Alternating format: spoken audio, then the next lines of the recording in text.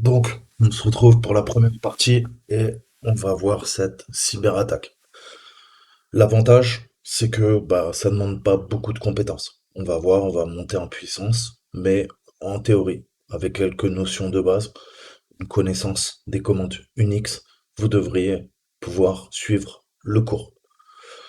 Donc, dans le secteur civil, on va parler de méthodologie. Ok?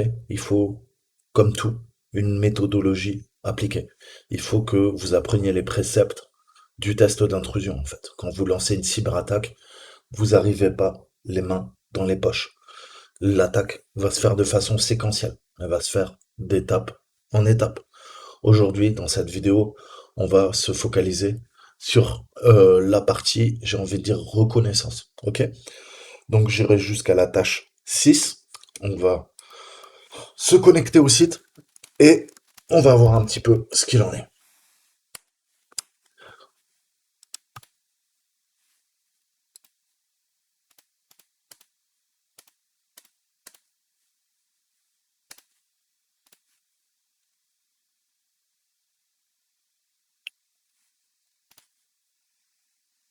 Donc je vais me connecter.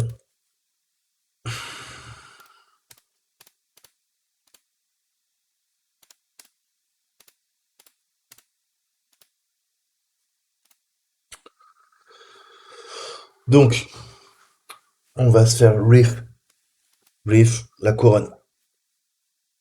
Donc on a trois machines.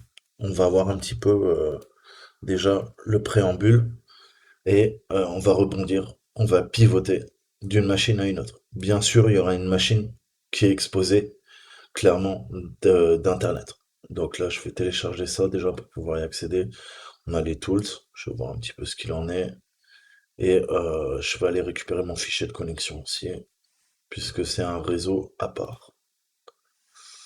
Alors, bref, on va le prendre.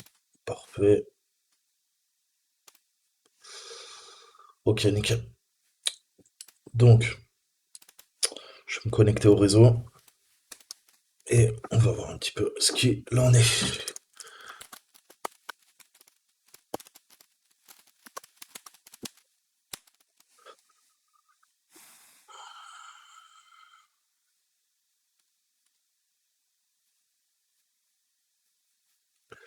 Donc 11,94, ok.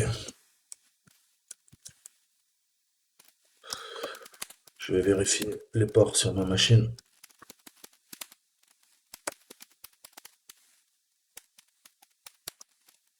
11,94 en IPv4, IPv6, je suis autorisé en sortie. C'est parfait.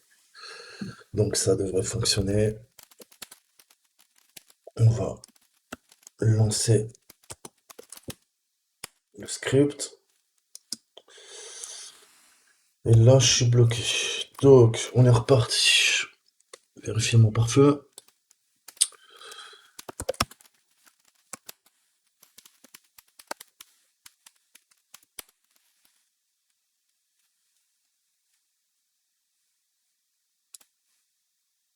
Donc, je vais venir m'ajouter une nouvelle règle et je vais lui demander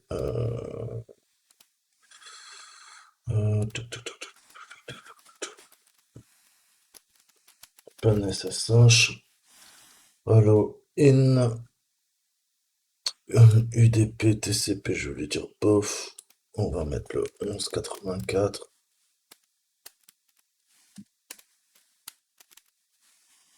Et on va lui dire, donc dans les deux sens, entrée, sortie sur le 11,84 autorisé. Ok, on a affiché la règle.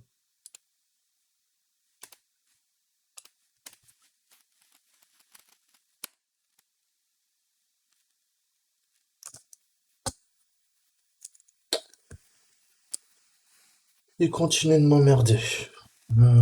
C'est pas grave, on va pas se prendre la tête, je vais faire l'eau en sortie. Voilà, c'est plus simple.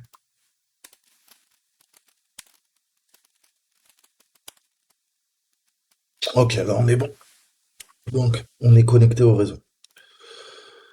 Voyons un petit peu ce qu'il en est.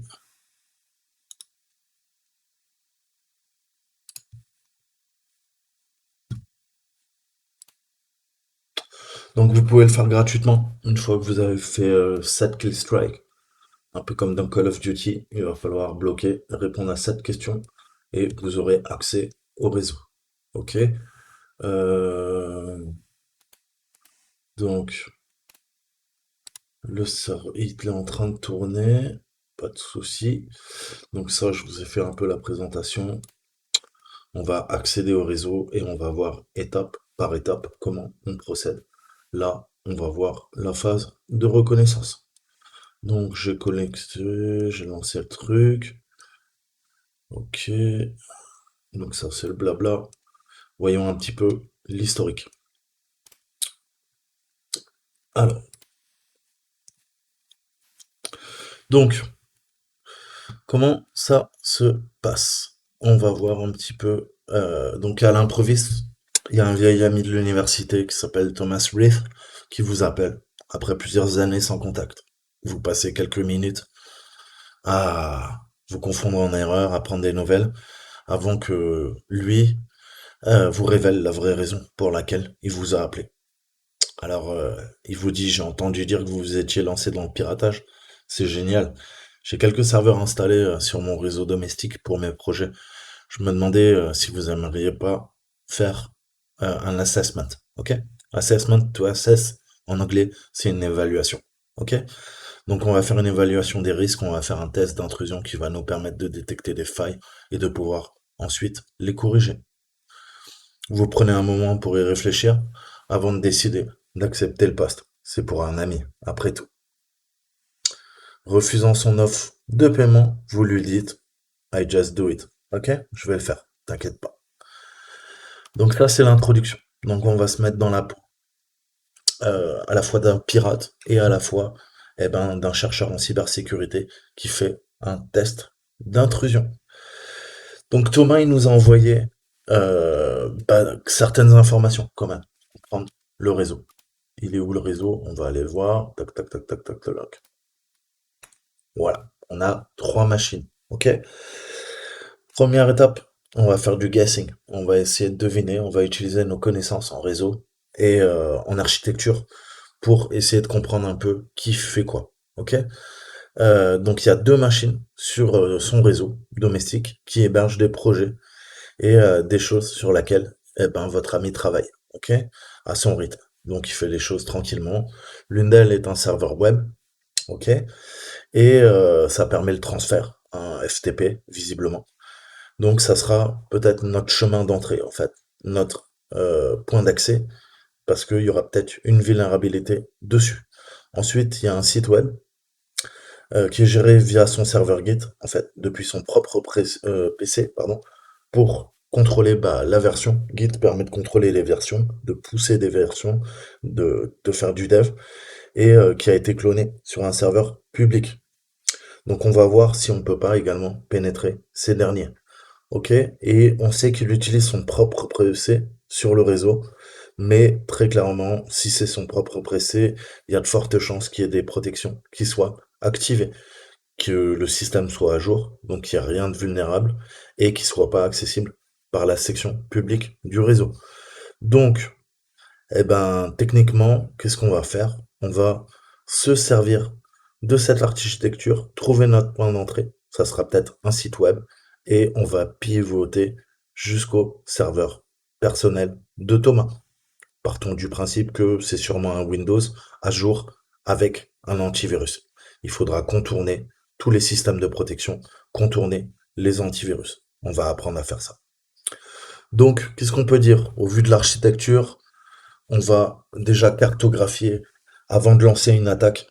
On va se servir de techniques. Je vous ai dit, dans l'armée, en fait, dans l'armée américaine, je vais me baser même sur un document euh, des sciences comportementales et sociales de l'armée américaine, en fait.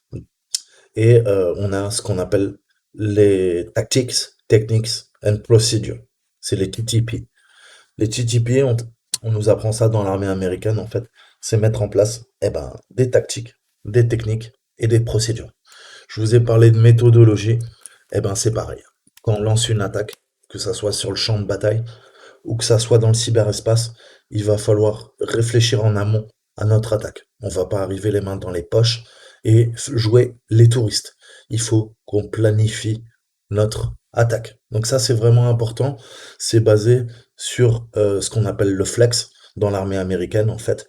Et c'est une sorte de framework qui permet aux soldats d'intégrer des nouvelles technologies sur le champ de bataille et de développer et de réviser toutes les techniques et les procédures qui sont appliquées à ces systèmes d'armes ou à une attaque sur un champ de bataille. Donc, je peux faire l'analogie.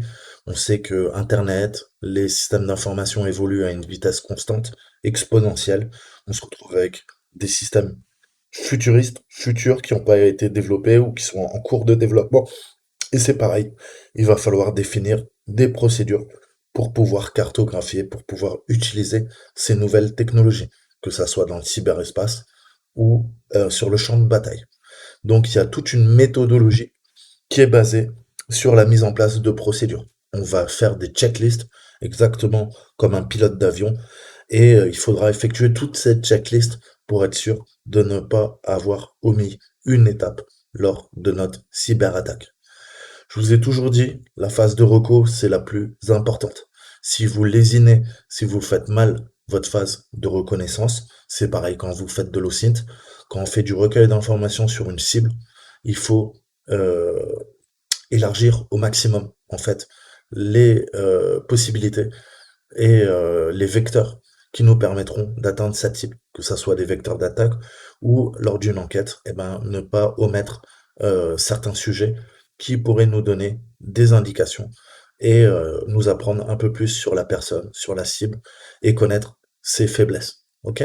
Le but d'un soldat, quand il part sur le champ de bataille, c'est pareil dans le cyberespace, on en revient à ce que je vous disais dans mes vidéos du renseignement, on doit connaître son ennemi. On peut pas arriver les bras ballants. Donc pour connaître son ennemi, eh ben, on va envoyer nos éclaireurs. Les éclaireurs, ils vont cartographier, ils vont nous indiquer eh ben, en avant ce qui se passe sur le front et en gros, quelles techniques on pourrait utiliser, quelles sont les faiblesses de l'ennemi qu'on pourrait exploiter. Ok? Donc ça s'appelle le field testing. Le field testing, c'est en gros, sur le champ de bataille, je vais essayer d'exploiter, d'utiliser des ruses, des techniques, des procédures qui sont propres à l'armée pour trouver des failles dans le système de l'ennemi. Ok? Pour pouvoir m'infiltrer, pour pouvoir ruser et pour pouvoir le berner, le tromper, l'intoxiquer en termes de garde de l'information. Eh ben, c'est pareil quand vous lancez une cyberattaque, eh ben, les bons hackers, les black hats, eh ben, ils vont essayer déjà de récolter un maximum d'informations. Et c'est pour ça que la phase de reconnaissance est extrêmement importante. Vous devez parfaitement cartographier, mapper le réseau de votre cible pour en avoir une haute compréhension. Sinon, vous allez, comme je vous disais, peut-être rester bloqué parce que vous n'avez pas fait un travail d'enquête assez suffisant et vous ne trouverez pas les failles dans le système.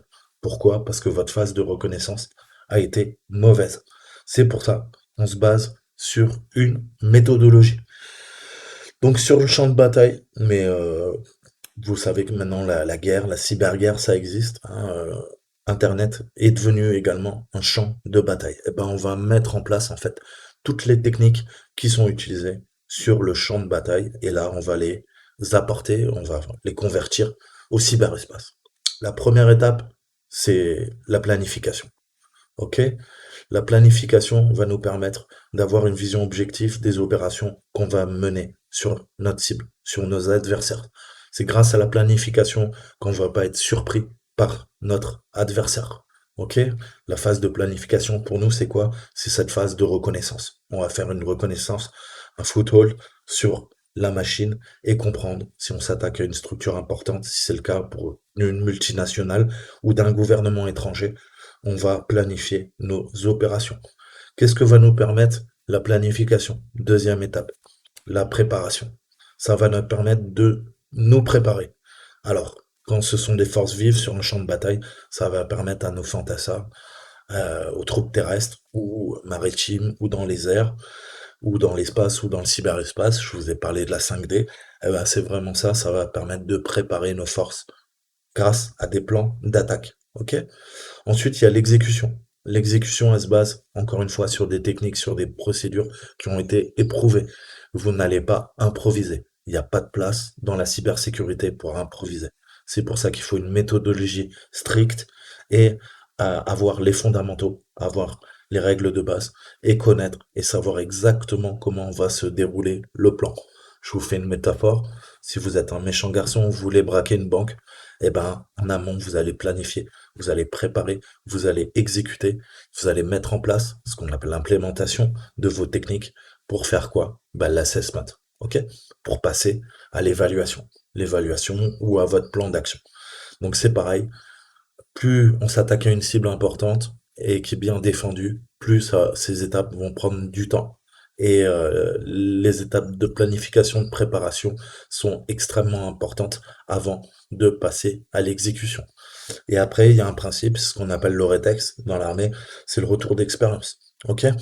Chaque opération que vous allez faire, vous allez en tirer de l'expérience. Vous allez acquérir de nouvelles compétences, de la dextérité, et vous allez réinjecter dans ce processus les techniques, les compétences que vous avez pu acquérir. Vous allez modifier vos techniques et vos procédures pour devenir de plus en plus efficient, pour que ça soit de plus en plus clair, que ça coule de source pour vous et que ça se fasse de façon totalement transparente en fait, que vous ne bloquiez pas à chaque étape, lors de la planification, lors de la préparation, lors de l'exécution.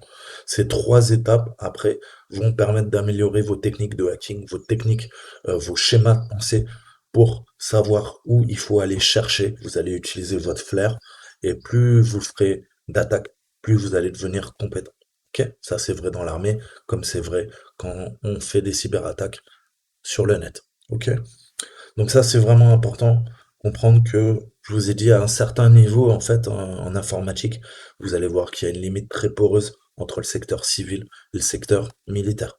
De toute façon, je vous ai toujours dit, ne soyez pas dupes. La technologie, le hacking, c'est bien sûr, ça a été aussi issu du secteur universitaire, mais toute la technologie que vous avez aujourd'hui en 2020 est issue et dérivée de la technologie qu'utilisaient les espions, l'armée, dans les années déjà 70-80. Ok? Ça arrive avec tout le temps 30, 40, 50 ans d'écart avec le secteur civil. Donc tous vos smartphones, Google Maps, tout ça, ça existe depuis bien longtemps. Malheureusement, les civils, eux, ils ont eu accès là, ces 20 dernières années, on va dire, hein. Ça dépend de votre âge, mais vous voyez bien que c'est tout le temps une technologie qui est transférée du secteur militaire, du complexe militaro-industriel, et qui ensuite permet d'autres usages, bien sûr, pas que des usages militaires, et qui vont permettre de faire profiter et de rendre service aux civils. Ok? Mais si une technologie est issue du secteur militaire, vous savez également qu'elle peut être militarisée. On peut s'en servir pour faire du renseignement opérationnel, pour vous espionner, très clairement. C'est pour ça qu'aujourd'hui, on est dans la surveillance de masse, puisque toutes les technologies qui sont dérivées du secteur militaire peuvent être militarisées. Et les agences de renseignement, les militaires, les forces de police ne se privent pas pour militariser toutes les technologies que vous utilisez au quotidien. Peu de gens en sont conscients. C'est ça le problème. Donc, on va commencer. Je vais arrêter mon blabla, mais il faut bien comprendre ça. C'est que on croit tout le temps que les hackers, c'est des gars tout seuls dans leur cave, qui arrivent. Les gars, c'est inné, ils sont nés comme ça, ils savaient hacker. Non, non, non, non, non. C'est un apprentissage et c'est un long apprentissage. Et il faut une méthodologie. Ok? Donc, je vous parlais du TTP, donc les tactiques. Ok? C'est comprendre en gros comment on va agencer et permettre de faire manœuvrer nos unités sur le champ de bataille. Nous, ça va nous permettre en tant que hacker de savoir comment on va manœuvrer, comment on va œuvrer pour trouver des failles intrinsèques au système d'exploitation ou système d'information, serveur ou poste client qu'on va venir attaquer. Et ça nous demande de hautes compétences, ok? Et vous savez que c'est multidisciplinaire. Vous ne pouvez pas être que bon en réseau, que être bon en programmation, en architecture, en dev, etc., etc., etc. Il faut avoir des tactiques et connaître l'ensemble de la surface d'attaque. Ok? Donc, c'est très vaste et ça demande du temps, ça demande du travail personnel. Mais il n'y a que comme ça que vous pourrez donner vos, euh, votre meilleure potentialité, en fait, votre maximum de puissance en termes d'attaque par rapport à un ennemi ou à une cible. Ensuite, on se base sur des techniques. Je vous ai parlé de méthodologie, c'est vraiment ça. On a besoin de méthodologie. On n'arrive pas les mains dans les poches, comme je vous ai dit. Sans méthodologie, vous ne pourrez pas, à un très haut niveau, utiliser des techniques de hacking, des équipements qui vont nous permettre, de parvenir à nos fins, tout simplement. Donc on a tout ça, c'est vraiment important. Les tactiques, la technique et bien sûr les procédures. Donc les procédures dans l'armée, les checklists et tout ça, c'est vraiment important. Ça permet, comme je vous disais, le retour d'expérience, le rétex, et ça permet de procédurer. Si vous avez fait un peu, vous avez bossé dans la supervision, par exemple, informatique, ok, on établit des procédures qui vont permettre, même à une personne néophyte, de suivre ces procédures et d'avoir une planification détaillée des opérations et des actions à mener en cas de problème. Ok? C'est pareil, les pilotes de ligne ou dans l'armée de l'air, ils ont des checklists. Si jamais il y a une défaillance au niveau du matériel, on exécute la checklist parce qu'on sait qu'on est stressé, que c'est complexe et justement ça va nous faire gagner du temps. Et ben vous, c'est pareil, d'être le meilleur des hackers, il va falloir déjà structurer votre pensée, avoir l'éthique du hacker. Et ça passe par la tactique à mettre en œuvre, les techniques que vous allez acquérir et les procédures. Les procédures, toute la méthodologie qu'il faudra appliquer à chaque fois de façon séquentielle lorsque vous lancerez une cyberattaque. Ok?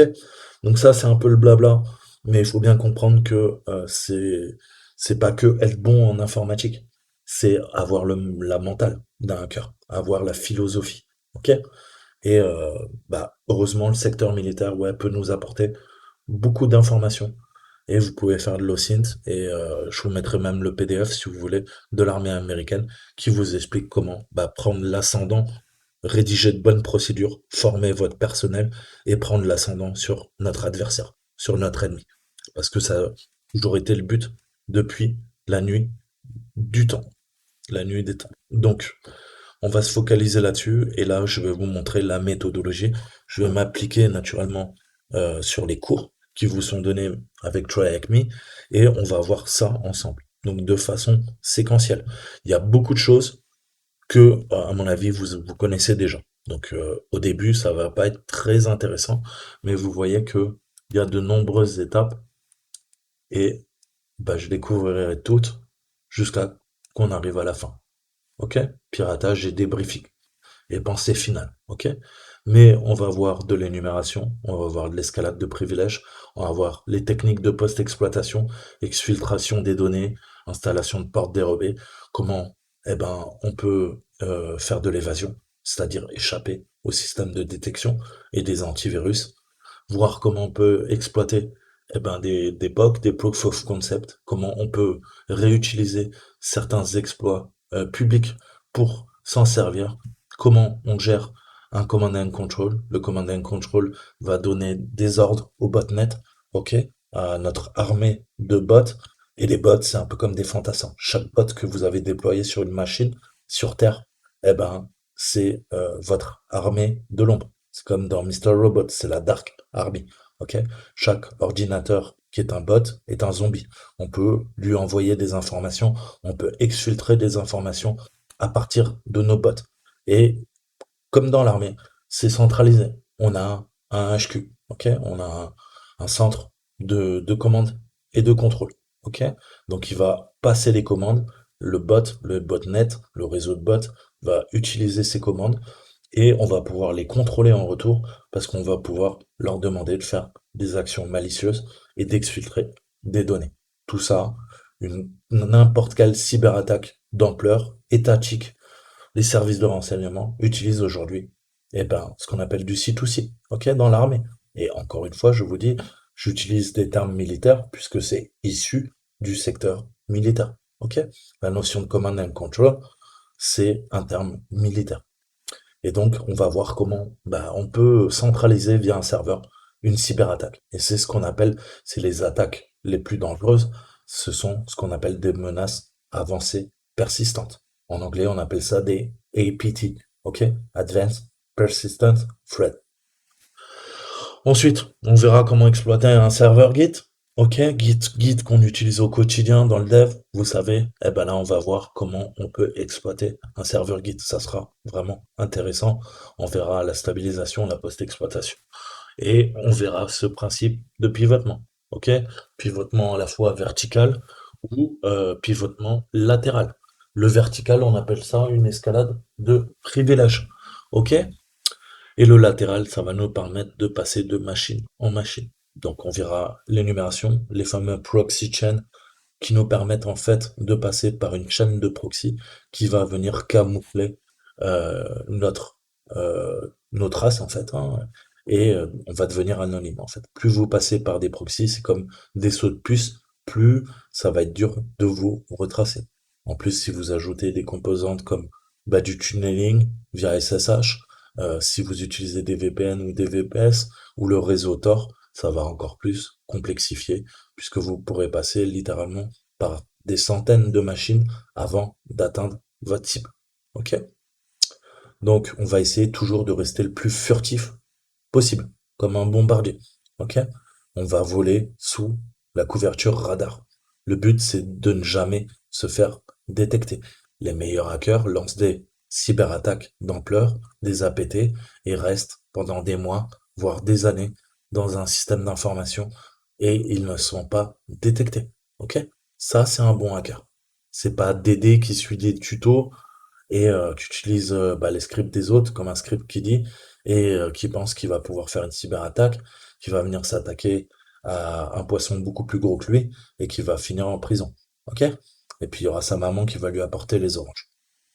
Le but ici, c'est de planifier. Je vous ai dit, la planification, c'est la première base. Sans planification, eh ben, on part en dilettant et il y a de fortes chances que si on est assez bête pour faire du sale et devenir un black hat, eh ben, il y a beaucoup de chances que vous vous fassiez péter. Donc nous, on va voir les premières étapes. Ok? On va voir l'énumération, l'exploitation. C'est notre partie reconnaissance et notre point d'entrée, comme je vous le disais, ça va être notre serveur web. C'est ce qu'on va faire. On va commencer par un scan Nmap. Voilà, fin de l'introduction. On commence le vif du sujet dans la prochaine vidéo. Je vous dis à très bientôt. Ciao, ciao.